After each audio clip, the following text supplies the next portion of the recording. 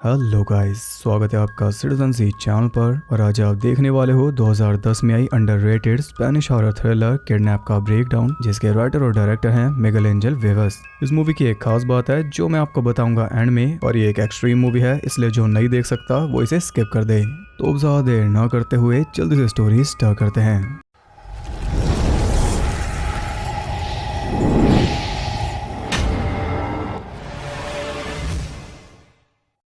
Movie के start में हम देखते हैं एक बॉडी को जिसके फेस पर पॉलिथीन बांधकर उसे फेंका हुआ था। तभी अचानक वो होश में आ जाता है और उसके बाद वो उठकर चलने लगा। ऐसे गिरते पड़ते वो पहुंच जाता है रोड तक, जहां एक कार उसे ठोक देती है। ड्राइवर आकर पॉलिथीन फाड़ता है तो हम देख पाते हैं कि उस आदमी की हालत काफी खराब थी, लेकिन उसे अपनी नहीं बल्कि अपनी फैमिली की चिंता थी।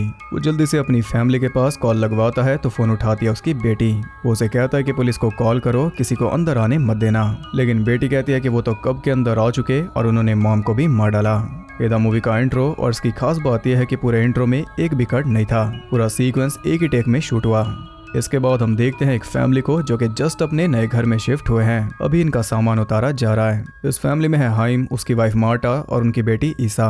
रात को ईसा एक पार्टी में जाना चाहती है अपने बॉयफ्रेंड सीजर के साथ, लेकिन मार्टा उसे अलाउ नहीं कर रही। यहाँ ईसा एक मूवर के साथ भी थोड़ी बातचीत करती है क्योंकि वो काफी यंग था और उसी मूवर ने उनकी तिजोरी भी देख ली।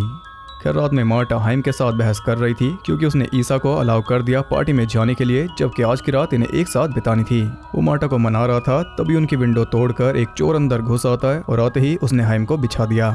ये देखकर ईसा मदद लाने के लिए बाहर भागने लगी, लेकिन बाहर भी दो चोर मौजूद थे जिन्होंने ईसा को काबू कर लिया।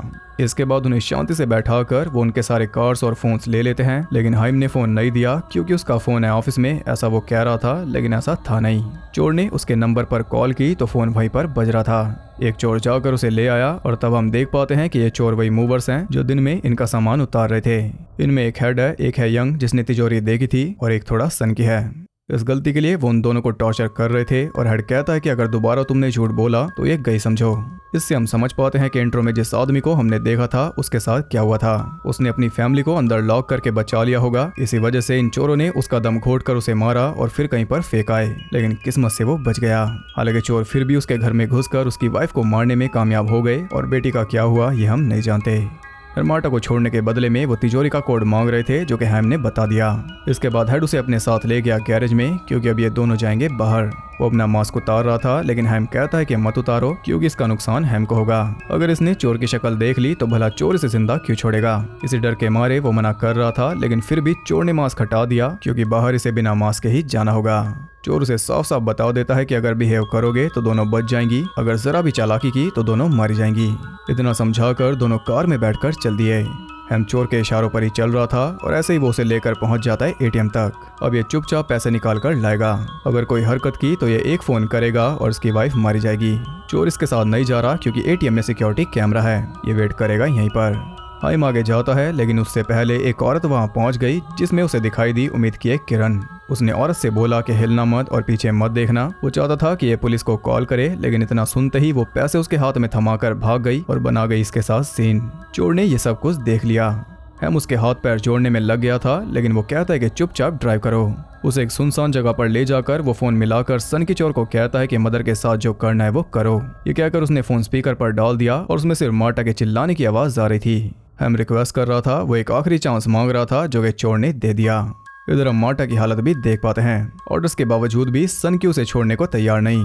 दूसरे चोर ने हटाया तो उसने पकड़ लिया ईसा को। तब वो चोर फिर से बीच में आता है, लेकिन इस बार वो उसे भी रास्ते से हटाने वाला था कि तभी डोरबेल बज गई।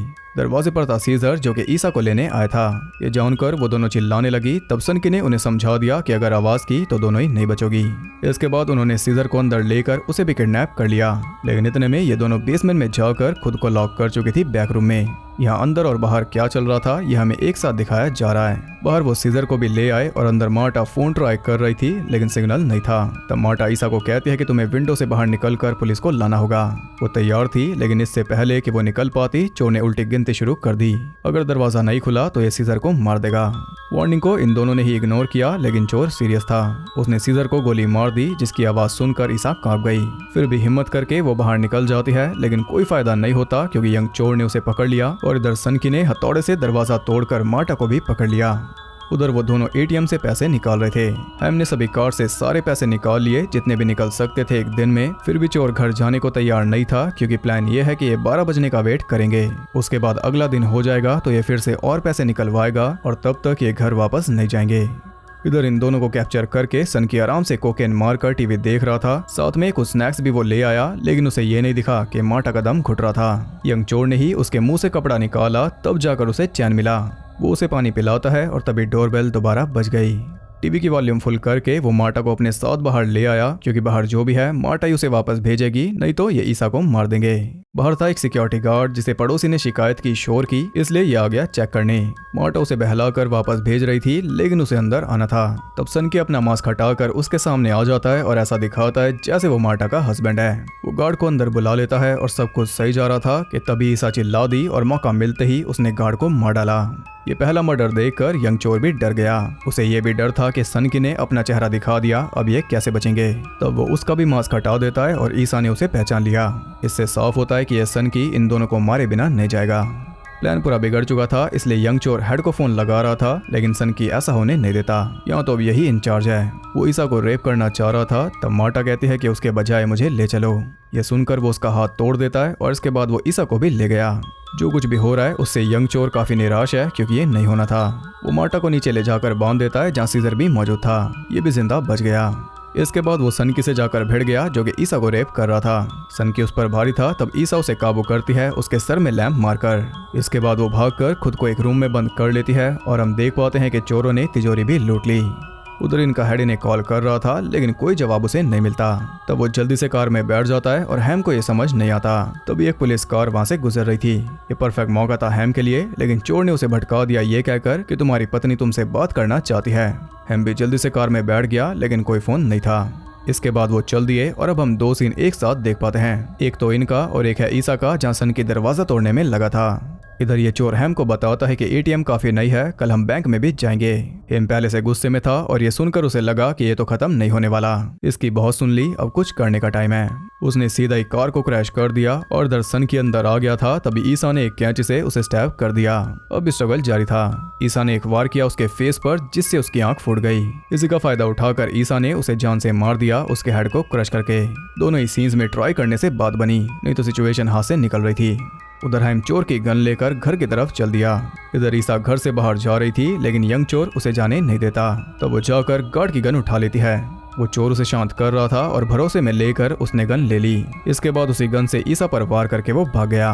इतने में हाइम भी घर पहुंच चुका था। आते ही उसे ईसा मिल जाती है और कुछ इस तरह ये दो सीन से एक हो गए। हाइम खुश था कि उसकी बेटी जिंदा है और वो और ज्यादा खुश हो गया ये जानकर कि मार्टा भी जिंदा है, यानी कि कोई लॉस नहीं हुआ। वो दोनों उसके पास जाते हैं और हैम गन दे देता है ईसा को और खुद सीजर का फोन लेकर वो ऊपर आ गया। वो पुलिस बुला रहा था, लेकिन तभी वहां आ गया हेड। हथौड़े से मारकर वो हैम का हेड क्रश कर देता है और यह हैम भी मर गया। ये देखकर मार्टा सुन थी। वो गोली चलाती है जो कि इसे लग भी गई, लेकिन इसके बाद उसी से गन छीन कर वो उसे भी मार देता है। सीजर और ईसा भी ऊपर आ गए थे और सीजर भागने लगा तो उसने सीजर को भी मार डाला। ये सब देखकर ईसा की सांसें रुक गई थी, क्योंकि इतनी मुश्किल से सब कुछ ठीक हुआ था। कुछ देर पहले तक पूरी फैमिली एक साथ थी और सभी थैंकफुल थे, लेकिन पलक झपकते ये क्या हो गया। वो ये सब प्रोसेस नहीं कर पा रही थी, तभी वो उसे भी मार देता है कई बार स्टैब करके, और इसी के साथ ये मूवी एंड हो गई। तो मूवी चाहे कैसी भी हो, इसकी एंडिंग एकदम ड्रास्टिक है। आखिर में सब कुछ ठीक हो गया था, फैमिली फिर से एक हो गई थी, चोर मर गए थे, थोड़ी देर में पुलिस आती और सब कुछ सही हो जाता, लेकिन उस थोड़ी सी देर में ही सब कुछ पलट गया।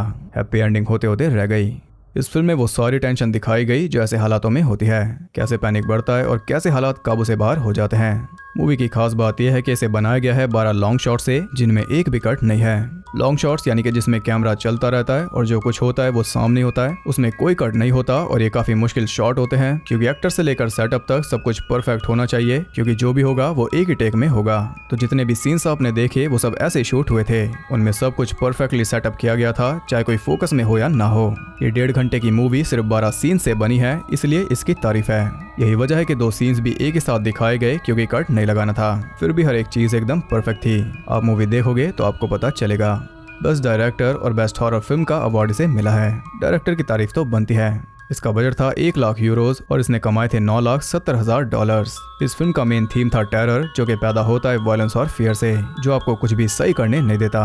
और होम इन्वेजन एक रियलिटी है, ऐसा होता है, आप भी डेली सुनते होंगे, आज चोर यहाँ चोरी कर गए, वहाँ कर गए। लेकिन जब चीजें बिगड़ जाती हैं तो न्यूज और ज्यादा ब्रूटल देखने को मिलती है।